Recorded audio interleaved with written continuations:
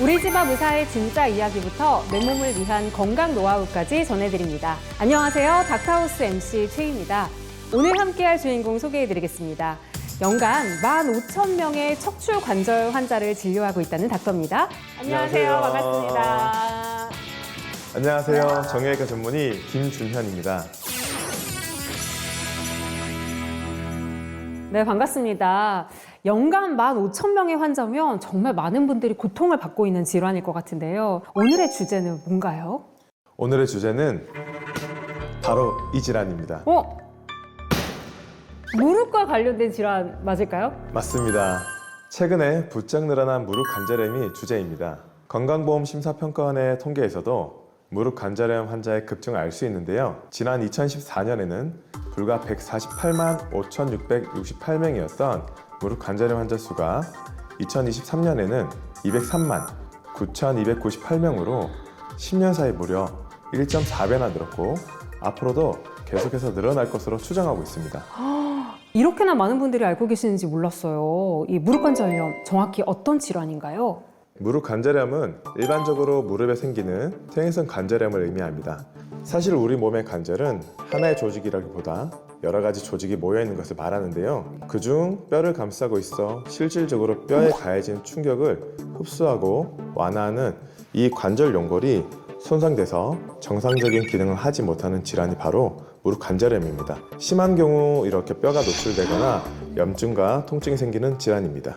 와, 쿠션 역할을 하는 게 연골인데 이게 이제 닳거나 손상이 되면 뼈가 노출되기도 한다고요? 와, 생각만 해도 아찔합니다.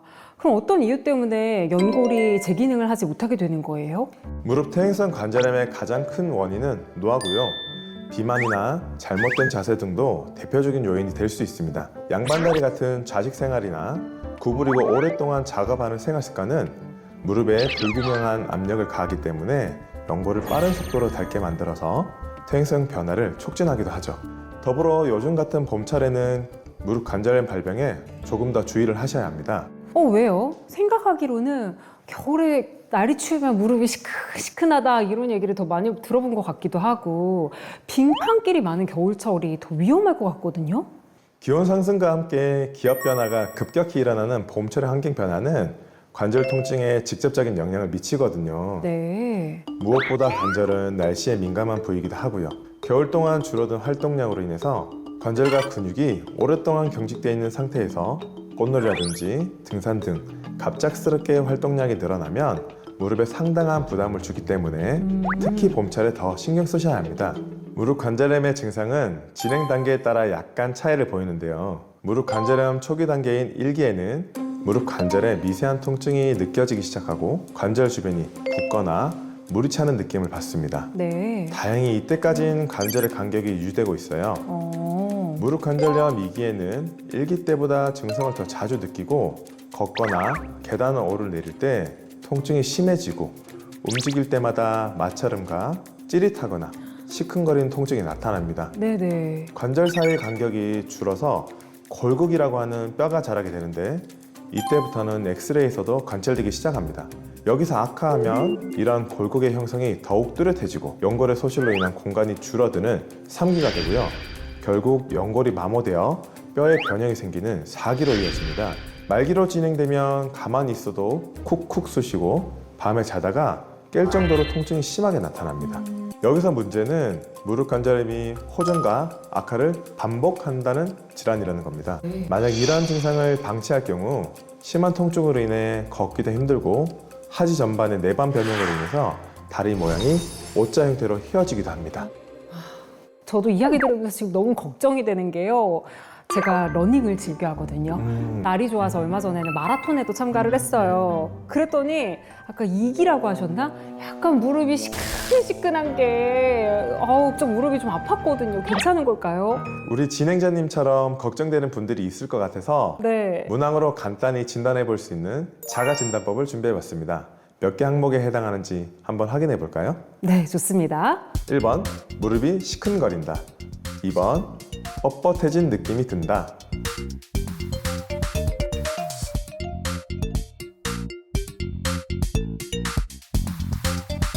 무릎이 시큰거린다. 조금 뻣뻣해진 느낌이 든다. 그리고 다리를 구부렸다 펼 때 딱 소리가 난다. 굉장히 크게 나와서 좀 민망할 때가 많습니다. 3개로 가겠습니다. 3개. 아직까지는 의심 단계지 뭐 걱정할 상황은 아닌 거죠? 네, 이 중 3가지 이상 항목에 해당할 경우에 무릎 관절염을 의심해 볼 수 있겠는데요. 아, 그래요? 최희 아나운서의 경우 아직 괜찮으니까 지금처럼 관리 잘 하시면 되겠습니다. 네. 무릎 관절염 진단에 대한 이야기가 나왔으니까 여기서 잠깐 제가 퀴즈 하나 내볼게요. 네, 좋습니다. 이렇게 무릎 관절염으로 진단되었다면 심각한 상태가 아니더라도 반드시 치료해야 할까요? 제가 무릎 관절염 증상 3가지에 해당이 되다 보니 진심으로 답을 하겠습니다. 치료해야 됩니다. 왜냐면 무릎 관절염이 저는 자연 치유될 수 있을 거라고 생각했는데 선생님이 아까 그러셨잖아요. 호전과 악화를 반복하면서 계속해서 상태가 나빠질 수 있다. 그럼 결국 자연 치유가 되지 않는다는 거니까 빨리 치료를 해야 되는 거 아닐까요? 네, 그렇습니다. 무릎 관절염은 관절 연골의 퇴행성 변화에 의해 나타나기 때문에 대부분 자연 치유되기가 어렵습니다. 그래서 무릎 관절염의 치료 목적은 통증을 해결해주고 관절의 기능을 유지시켜주고 최대한 보존해서 무릎의 변형을 방지해주고 수술적 치료 단계까지 가지 않도록 하는 겁니다. 따라서 무릎 관절염 초기에 조기 진단을 통해서 치료를 잘 받고 관리에 힘써야 합니다. 그럼 무릎 관절염의 치료는 어떤 식으로 진행되나요? 무릎 관절염의 진행 정도가 심하지 않다면 약물 치료나 관절강내 주사 치료, 물리 치료, 체외 충격파 치료, 재활 도수 같은 비수술적 치료를 먼저 진행하게 되고요. 네. 주사 치료는 무릎 관절염 외에도 어깨 힘줄에 딱딱한 석회가 생겨 심한 통증을 유발하는 어깨 석회성 건염이나 흔히 디스크라 부르는 추간판이 탈출된 허리 디스크, 목 디스크일 경우에도 염증을 해결하는 데 도움이 되는 치료법이에요. 이 중에서 가장 많이 활용되는 비수술적 치료법은 관절강내 주사 치료입니다. 다양한 약물을 무릎 관절내로 주사하는 치료법이고 염증반을 줄여 통증을 줄일 뿐만 아니라 관절의 움직임을 부드럽게 만들어줍니다. 저도 조금 불편한 증상에 있어서 주사 치료를 받아본 적이 있는데요. 요즘에는 주사 치료도 참 다양하더라고요. 일반적으로 의료보험이 적용되는 흔히 연골 주사라고 하는 히알루론산 주사와 DNA 주사, 콜라겐 주사 등이 있고요. PRP 주사라고 하는 자가 혈장 주사도 있습니다. 하지만 관절염의 정도가 4기 정도로 심한 경우나 지속적인 보존적 치료에도 증상이 호전되지 않는 경우라면 결국엔 인공관절 치환술 같은 수술적 치료를 고려해야 합니다. 아, 그렇군요. 수술적 치료까지 가지 않도록 하기 위해서 그 전에 최선의 치료를 하는 게 필요해 보입니다. 종종 상황이 안 돼서 병원에 가기 힘든 경우도 있잖아요. 이럴 때 통증을 줄일 수 있는 방법도 있을까요? 네, 무릎 관절염의 통증이 심한 경우 온열요법을 이용하면 통증을 일시적으로 완화시킬 수 있습니다. 뜨거운 물에 몸을 담그거나 따뜻한 샤워를 하는 것도 좋은 방법이고요. 통증 부위에 핫팩 등을 활용해서 온찜질을 하는 것도 좋습니다. 네. 더불어 무릎 관절염의 진행을 예방하려면 꾸준한 운동으로 근력 관리를 해야 합니다. 근데 무릎 관절염이 있는데 운동을 해도 괜찮은 거예요? 아, 그럼요. 아, 무릎 관절을 아낀다는 생각으로 신체 활동을 줄이거나 운동을 피하는 것은 잘못된 상식입니다.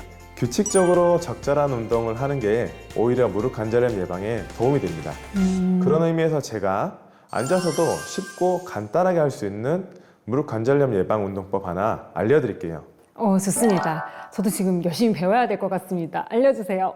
네, 먼저 의자 바닥 부분의 길이가 내 허벅지 길이와 맞는 의자를 준비하시고요. 네.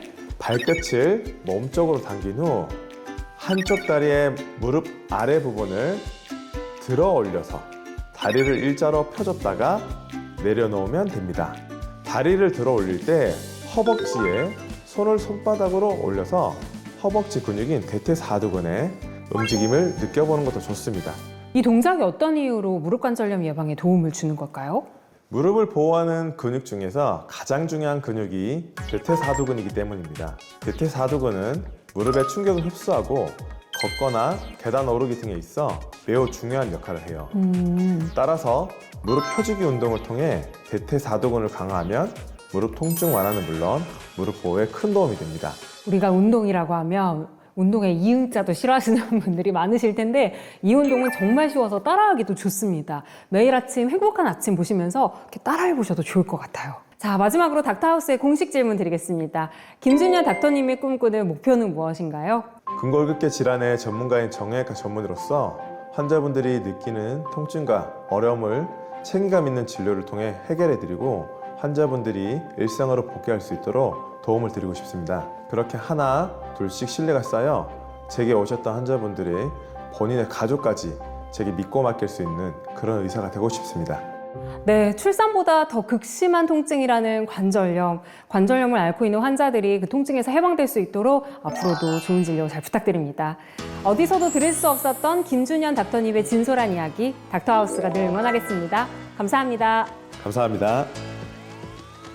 네, 저희는 다음 시간에 또 다른 이야기로 찾아오겠습니다. 지금까지 닥터하우스 MC 최희였습니다.